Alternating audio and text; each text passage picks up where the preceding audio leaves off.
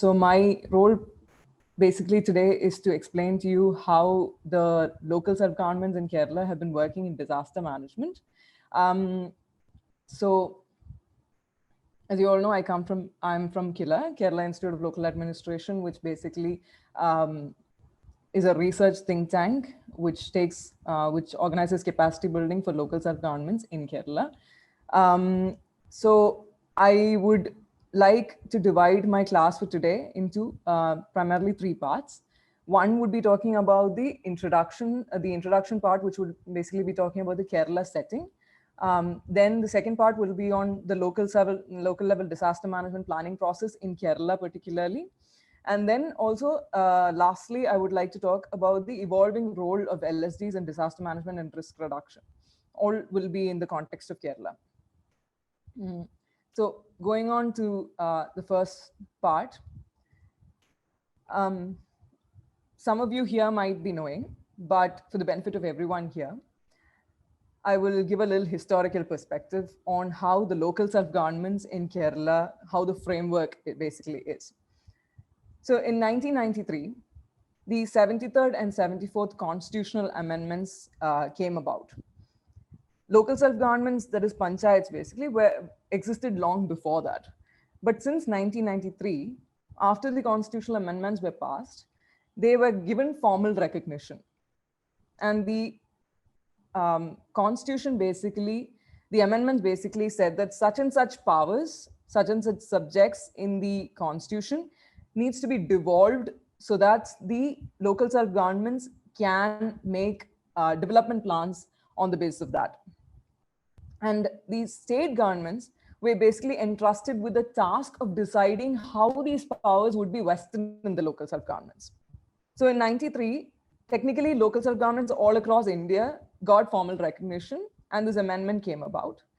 What happened in Kerala uniquely though was that Kerala passed the Panchayat Raj Act and the Kerala Municipality Act in 94, thereby deciding in those legislations itself how the powers need to be given to the local self-governments. It determined what all subjects would be devolved to them, how that those functions, including both mandatory functions, general functions, etc., would be vested in the local self-governments.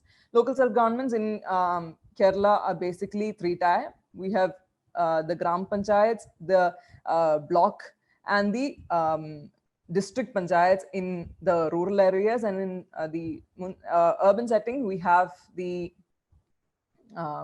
corporations and the municipalities.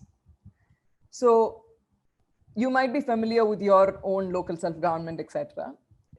What happened again in Kerala is that in 96, after the 94 legislations were passed, in 96, Kerala had the People's Plan campaign, which was basically a process whereby the Kerala government decided that 35% funds that is available to the state government to invest in development activities would be devolved to local self-governments to carry out development activities in their particular local self-governments. This was a huge move because it was a devolution of so much funds to the local self-governments directly, and this was in 96. And it was carried out on a campaign mode where people actually were activists and academics mainly went out to the local self-governments and helped those local self-governments to frame their annual plan for that particular year. And this was a historical moment, honestly. And then following that, in 99, amendments were also made in all relevant legislations. So it's not just the Kerala Panchayat Act and the Municipality Act that actually talk about local self-governments now. It is also other legislations which have been amended in order to determine what the local self-government's powers are. So this is a very, very, very important thing, which I will explain as we go into our the rest of the local level disaster management planning, because it is not just that local self-governments have been made. Because you and I, all of us, when we initially think of local self-governments, there is a good tendency to think that, okay, fine, that is where you get your birth certificate, or that's where you get your death certificate. or you get your building license from there. No, but that's not just it. It is basically a local self-government. So basically, as far as development activities are concerned, it could be a canal rejuvenation, it can be a project regarding organic farming, it can be a project regarding waste management, anything. The local self-government has the powers to determine how it will be carried out in that particular local self-government. This is not a power that's available in to local self-governments in India, in states across the country, because that's how the system has evolved there. So in Kerala, all this happened primarily because of a massive campaigning and a lot of amendments, etc., that was brought in during that time. And this framework has been evolving through the years. There have been multiple committee reports, etc., that have come about and suggested changes, amendments, how to revise and make the situation better. And moving on, then we come to recent history. Because you have to understand that as far as Kerala is concerned, the history regarding disaster management planning as such is very recent. It has evolved very quickly in a very short span of time, but still it is very recent. Since 2018, since the August 2018 floods specifically, Kerala government has actually recognized the climate vulnerability of the state. Many other projects, many other steps have been taken. You might be knowing of Rebuild Kerala initiative, etc. There are many schemes and projects in the offing. But as far as local self-governments were concerned, the Kerala government in September 2018 made a working group on biodiversity, disaster management, environment, and climate change at the local self-government level. So there are working groups in local self-governments that determine how the plans, how projects should feature in their particular local annual plans. And one working group, that is the 13th working group, was made specifically just to determine how these projects on biodiversity, disaster management, environment, and climate change should come about. They became like the focal points where such plans were, where such projects would be envisaged. And coming forward from there, in December 2019, which is just last year, the Kerala government also brought out a government order, basically mandated that all local self-governments need to make local level disaster management plans. So there is a whole framework of local level disaster management plans, which I will explain in some time. So this was also a very historic moment. And today, all the local self-governments in Kerala have actually made these local level disaster management plans, which means every single panchayat, every single municipality, every single corporation has made these local level disaster management plans. And KILA has actually uploaded all these disaster management plans on its website. So any of you may even check that. So now I will go into how the local level disaster management plans actually work. It is essentially an integrated people's planning process. That is, you might be knowing what Gram Sabha is. Gram Sabha is essentially the assembly of voters in a particular Gram Panchayat. At the in the urban areas, it's only ward committees, where basically NGOs, it's a consultation with the people itself, but it's not as large as the Gram Sabha.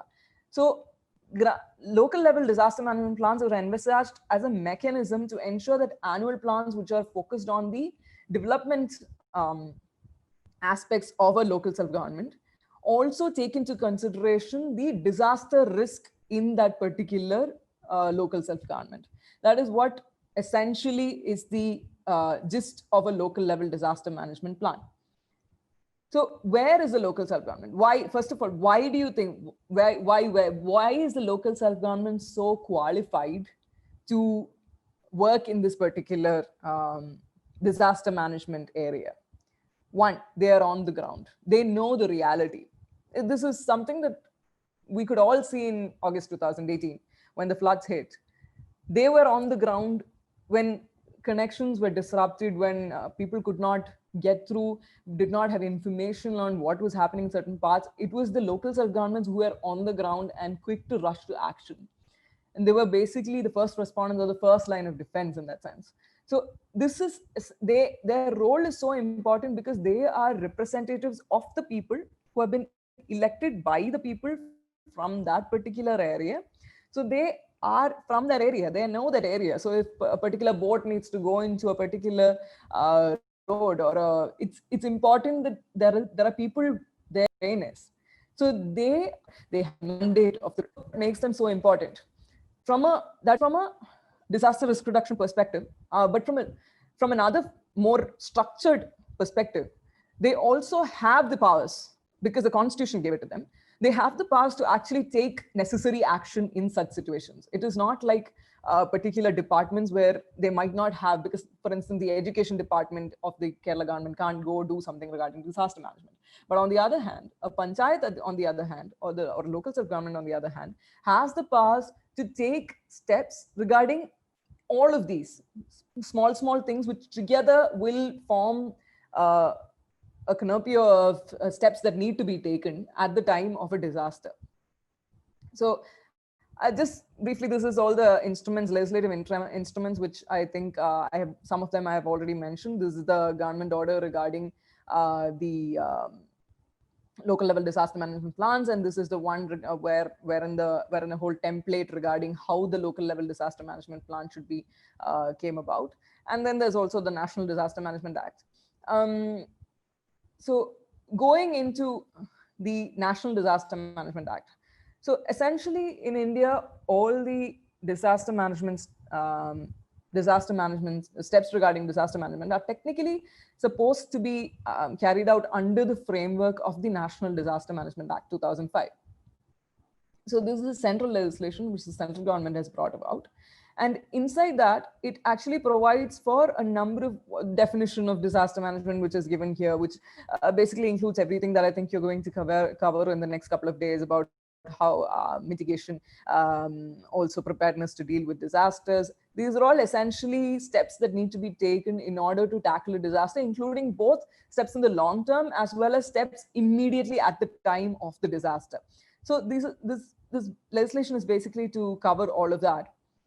And inside that, the interesting fact is that it is a national level legislation, but it provides, it does not talk just about what national level authorities should do at the time of disaster, like the NDRF or etc., which basically are reserve armed forces that are brought in during the time of a disaster to take action on them. But it also talks about long-term steps that are to be taken about by different authorities, which includes local authority. So this 2005 Act actually talks about what a local authority, and it clearly defines who the local authority should be.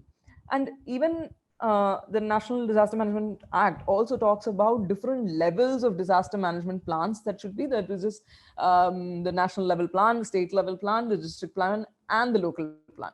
So it does make a specific mention on the local plan, but again, just like a lot of things, all the states have made disaster management plans. In fact, in Kerala has made a 2016 plan, which is quite updated. But and Kerala has also all of Kerala's districts have also made the local level, the disaster management plan. But the local level plan, on the other hand, has not been done in other states, because ultimately this is only a national level act, national level legislation that has said that this needs to be done. And unless steps are taken at the state level to do something about it, there is very little chance that something as massive as this might happen, because you're talking about more than 1,000 local self-governments in Kerala itself, which have to go through this rigorous process of making disaster management plans. So the National Level Act, the legislation basically said that the district plan has to be prepared by the district authority, which is basically the district disaster management authority. In Kerala, they're very active. So the disaster decision with the local authority. And it also said that it also laid out what a district disaster management plan is and what all needs to be covered in that. Basically, a wholesome mapping of what all areas are vulnerable, what different disasters may strike there, and then steps that be taken, again, both response plans as well as plans in the long term. So these are what were laid down specifically as to the content in the district disaster management plan. But in regard to the local plan, so much specificity was not there.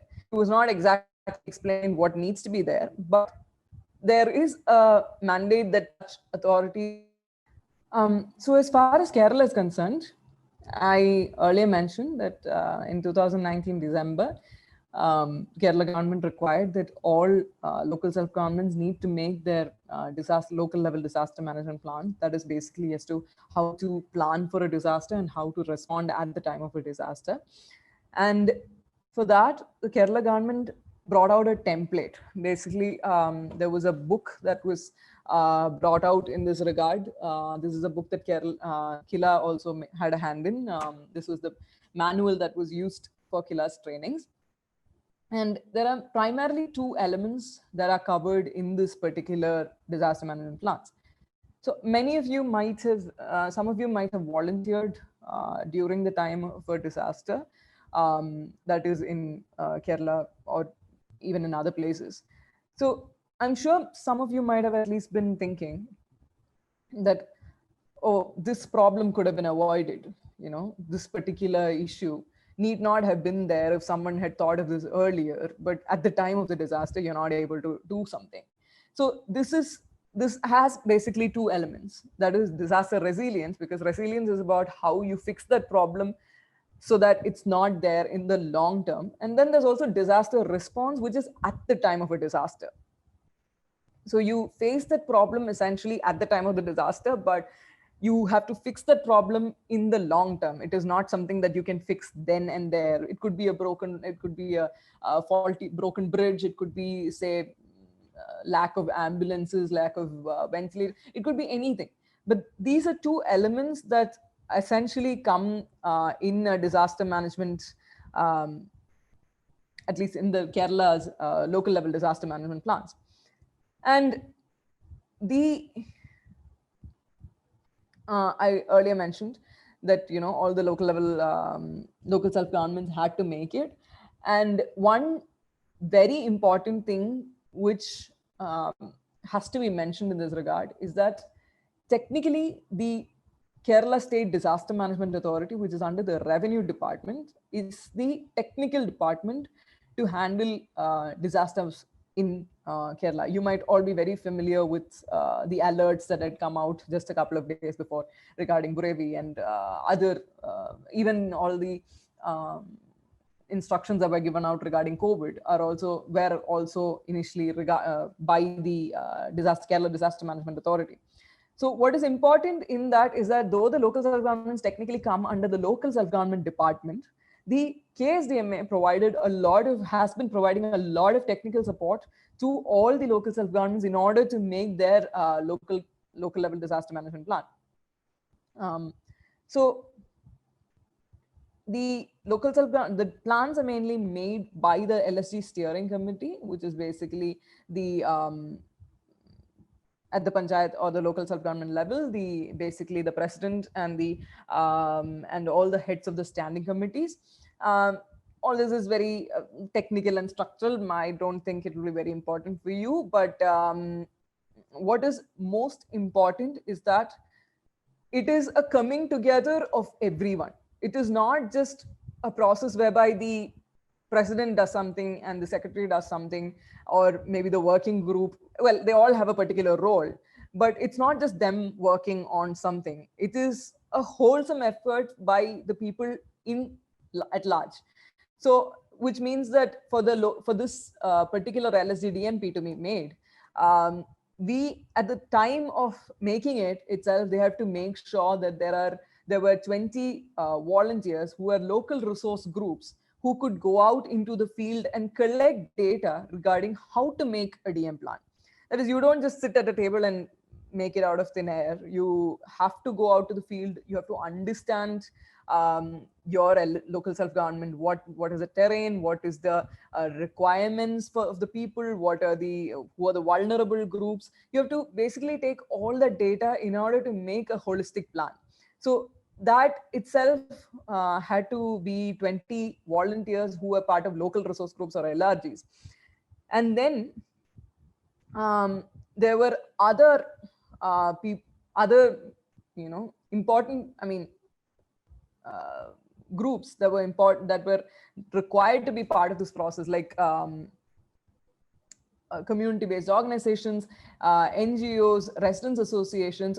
This had to be a holistic work by all of them, Kudumbasri especially, and then of course this is just the formulation part, and this whole thing had to go through the Grama Sabhas, which is the village assembly. So it had to go through everyone at the time. That is how this local self-government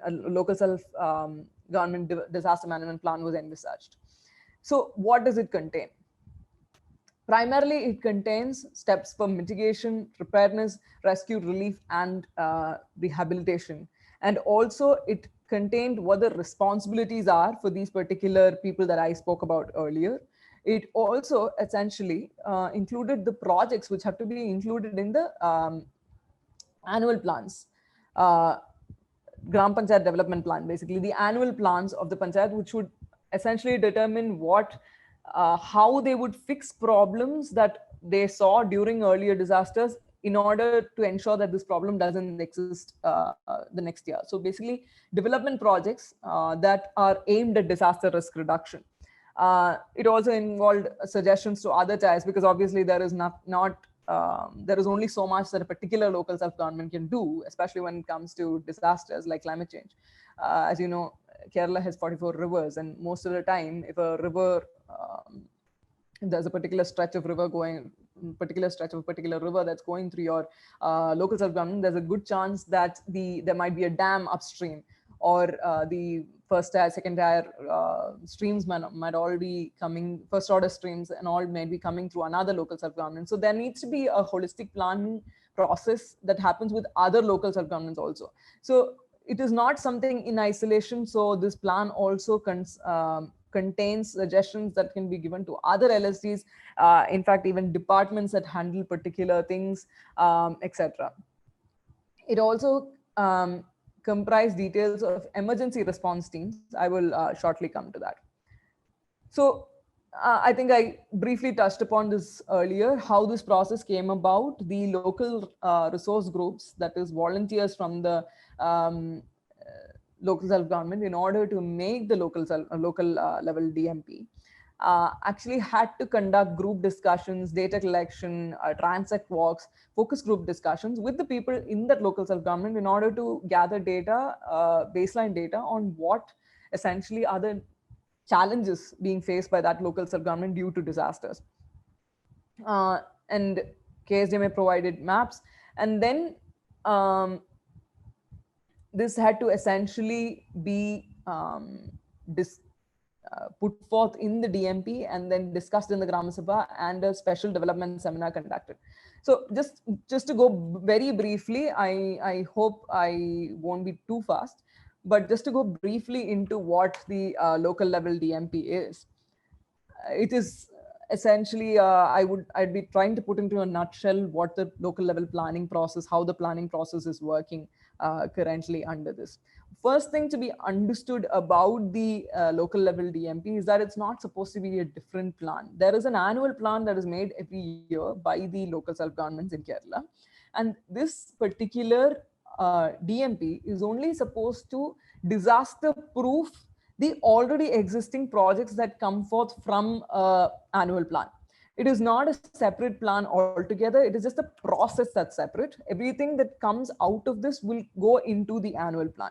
That is one main thing that has to be understood about the local level disaster management planning. So the first chapter in this particular process, in this particular plan, is like a baseline data regarding the local self-government. It would include information about the LSD, about the population, the demography basically, about the number of wards, about the major occupations of the people. It would also include information about the altitude, latitude, longitude. Also, another thing that has to be emphasized here is that none of this is done in concrete. So anything that that particular local self-government wants to tweak in order to make their process better, they can include in it. So that is one main thing that has to be understood about it. Though there was a template that was handed out by the government, they can change it. The whole essence of it was to make sure that they planned something for themselves. So this was just supposed to be a framework that was given to them. So they were essentially required to identify demographics, which is very important. That is, how many people are engaged in what occupation in the local self-government. This would be very important for the planning process in the long-term disaster resilience planning, basically. And they were also expected to really have an idea of where assets of the government of the local self-government are. Like, for instance, where is the particular Ayurveda hospital, or where is a particular school. These are all assets of the local self-government. As local self-government, they are all institutions of the local self-government. So the plan essentially in the first chapter should have had a chapter explaining where all these assets of the local self-government are. I will come to why all this is very important in a bit. So, and the second chapter essentially was kind of like a vulnerability assessment. It was to identify which are disaster prone areas. So you and I, we might have been involved in a particular disaster, and you might be knowing a lot of information about why and when your particular area becomes vulnerable to a particular disaster. You might know that you're downstream of a particular river and it might flood there, or you are near a particular forest that regularly has ceased forest fires, things like that. So this chapter was essentially focused on doing such a vulnerability assessment through discussion with the people. So to identify which all particular wards, which all particular areas would be prone to disasters, and therefore like a particular, and also in order to, there was a planning process that also aimed at figuring out what all assets, the assets that were earlier mapped in the first chapter, whether any of these assets would fall in any of these disaster prone areas. So there was a whole process that was done from the ground level through disaster, through consultations with the people in that particular area itself, to figure out whether even small disasters, like it could be a boat accident, it might not have been technically reported, it might be a small accident, so it might not have been reported in any main state level news or anything, but people in that particular area would know about it. So with the help of maps that were provided by KSDMA, the second chapter primarily focused on doing this analysis to find out what the disaster prone areas or the vulnerable areas are. Maps were provided by the KSDMA. I mentioned it earlier. That is, maps on around 29 to 31 maps were provided for all local self-governments, which clearly said what would be like flood prone areas. There were different areas that were covered, flood prone areas, landslide prone areas, other assets that are falling in inside these flood prone areas and landslide prone areas. All this was provided by the KSDMA. This was provided by prepared by KSDMA through an extensive process of interacting with other departments like the land use board, etc. also. But it is important to know that so much of data was essentially provided to every single local self-government so that they could do this planning process properly. Then essentially the third chapter, which was the disaster response plan. If you might have noticed, the chapters that I was earlier talking about are all part of a baseline assessment, kind of finding out what the current situation is. But the disaster response plan was mainly a chapter that was aimed at figuring out what needs to be done during the time of a disaster. And at the time of a disaster, the main um, the main people that are today most relevant at the time of disaster are the emergency response teams. The emergency response teams, this was all done for the purpose of the disaster management planning. You might not be familiar with emergency response teams because sometimes it's not just the emergency response team that goes out on the field. There'll be other volunteers also taking care of a lot of work. That's the way it works in Kerala. A lot of volunteers always. But the emergency response teams do have a specific role under the panchayat framework now. So the emergency response teams are teams that are on, they are for rescue. They are also, there is supposed to be a team for, there is a team supposed to be for early warning. There's supposed to be a team that is for rescue, search and rescue. Then there's a shelter management team. And then there's also a basic life support team. These teams are teams that are supposed to assist the local self-government at the time of a disaster. And they've been given very specific training for doing all these activities as well. So this is something that's given in the part of the third chapter. It essentially tries to explain who, tries to gather details of their names, their phone numbers, etc., so that can also be used at the time of disaster for easy reference. So this is something that is there in that chapter. That chapter is also takes care of disaster response plan in the sense of how each of these teams can carry out their function at the time of the disaster. That is, for instance, how do they rescue a set of people who might have been found vulnerable at the time of a disaster. They're supposed to make that plan ahead, and that plan, which is drafted on the basis of information that they got from chapter 1 and chapter 2, is supposed to go into chapter 3 and supposed to be there for ready reference at the time of a disaster. Then again, chapter 4, that is more aimed at long term. So these are steps that are supposed to be taken by a local self-government in anticipation of a disaster. And it could be any disaster. You have to understand that, as I earlier mentioned, that particular local self-government can assess which particular disaster that local self-government is vulnerable to. For instance, I think your class is on coastal areas.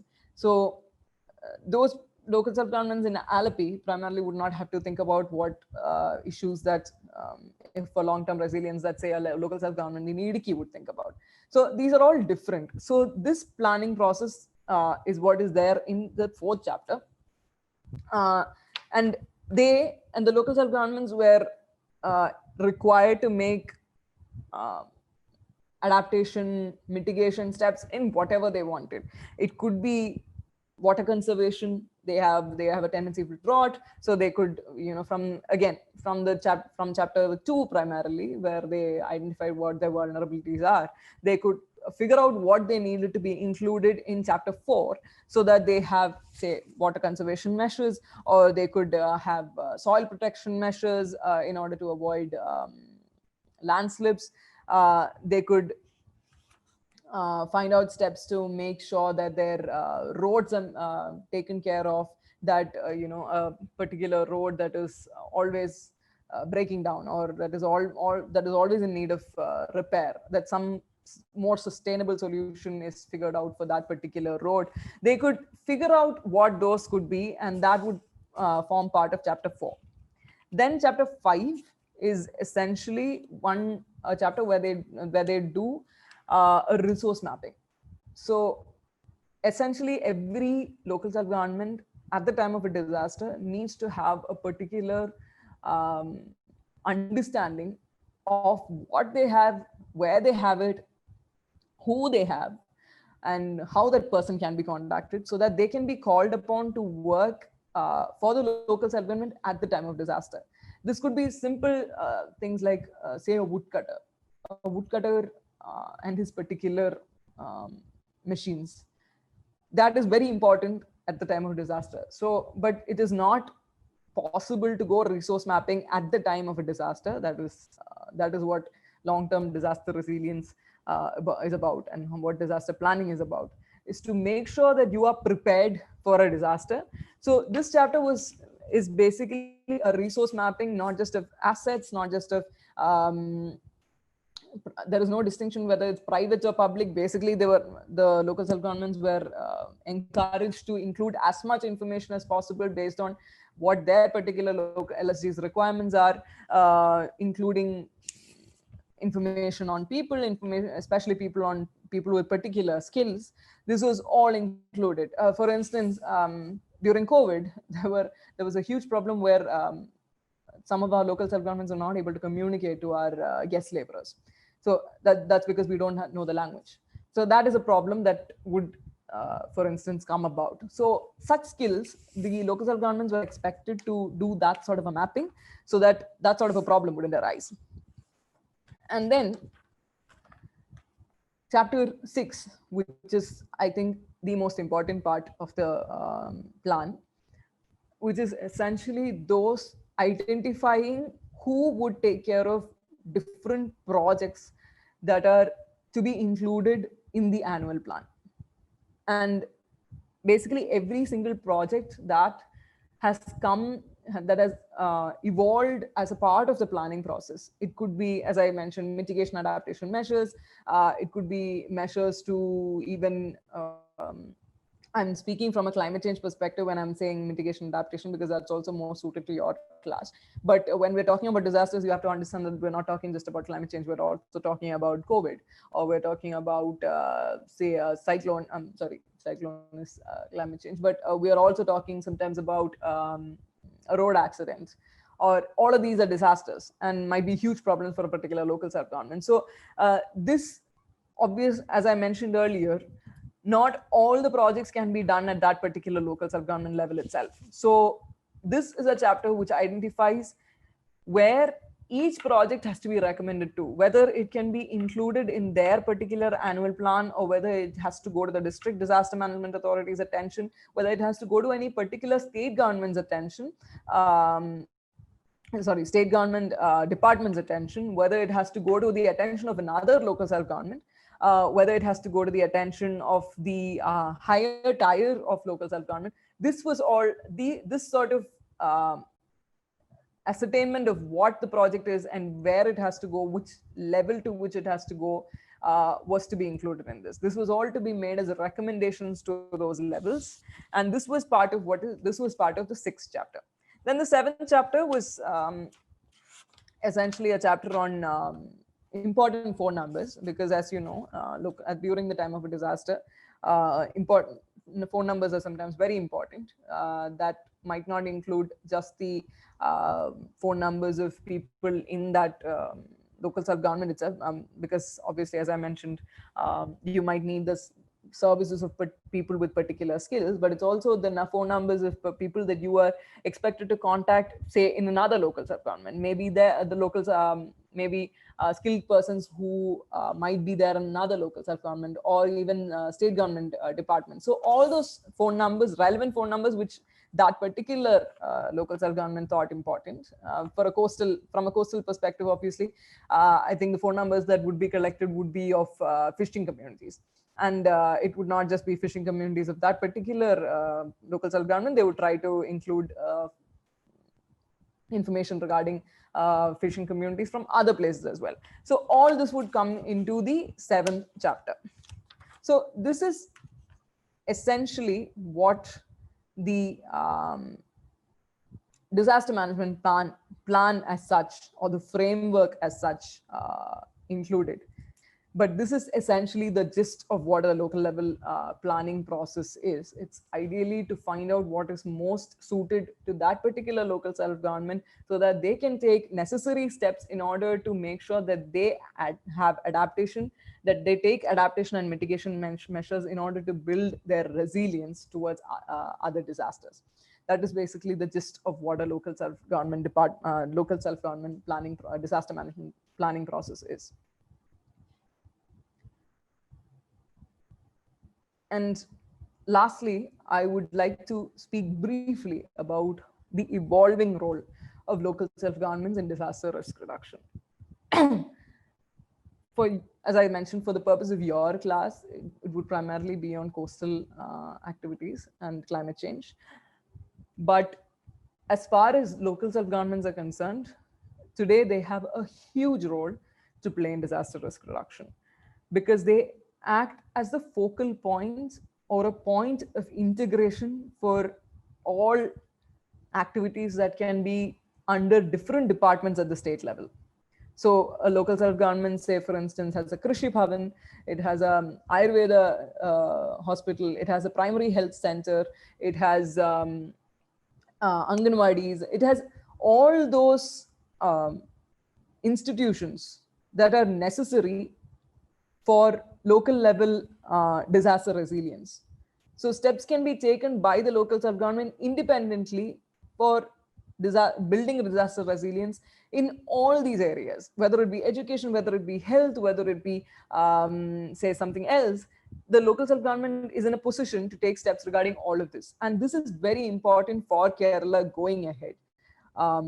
Also, the local self-government is in a particular place where, because as I earlier mentioned, that it is in a particular place where it knows what is required in that particular local self-government. So this is very essential, and this we are seeing now in how COVID is also happening. Because if you remember, in the 2018 August floods, what happened is that everything was very sudden. Local self-governments had to jump in there to take action without having any particular instructions per se from the Kerala government or anything. But now, after this local level disaster management planning and the working group and everything, they now have a very formal role in it as well. And during COVID, we're actually seeing how this is panning out. Because for a lot of local self-governments, even in say Jan or February, when the COVID scare came itself, they already had a lot of information. They had already done their resource mapping for the disaster management plans. So they already knew where a lot of their resources were, and they were able to take steps on the basis of that. And on the basis of that itself, they were given particular roles in the COVID disaster management. For instance, duties, they were given the primary duty of isolation along with the health department. They were also given the primary roles with regarding to handling to facilitating CFLTs. The health department handled whatever's inside the health, all those parts of it, but essentially facilitating the building, making sure that all the amenities were there, making sure there were doctors there, all of that regarding COVID first line treatment centers were with the local self-governments. And also regarding measures like Subiksha Keralam that was taken by the local self-governments during COVID in order to make us more self-sufficient in vegetable production. Steps like this could be taken by local self-governments because now their role in disaster management is becoming recognized, and this is really showing how and what important a role theirs is, and also how they can evolve and really make sure that we are much prepared in the long term to face such disasters on the ground. And I really think that this is a huge process that's going on right now. It's probably something that you all will also be hearing about a lot into the future. And this, I think, will be a good example for other parts of India and maybe even the world to follow. And I really look forward to seeing how it will happen.